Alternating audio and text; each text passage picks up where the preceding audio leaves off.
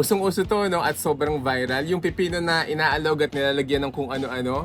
At ngayon ay gagawa tayo ng sarili nating version dito sa my rooftop garden. Siyempre, yung pipinong na-harvest natin kanina. Hiwain natin ng manipis. Lagay natin dyan. Sibuyas na pula. Hiwain ng pinakamanipis din. Lagay natin. At ito na yung ating mga panimpla. Lagyan ng bawang, sweet paprika, kaunting sesame oil. Kung gusto niyo ng manghang, lagyan niyo ng chili flakes. Any mustard, ang gamit namin ay Dijon mustard. Isang kutsara. Kaunting suka, olive oil, kaunting honey, pwede ring asukal na pula, kaunting salt, at syempre, hindi mawawala ang paminta.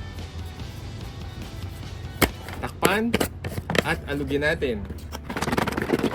Yun, ang ganda. Ang sarap ito. Tapos, this is our finished product. Woo! Sarap.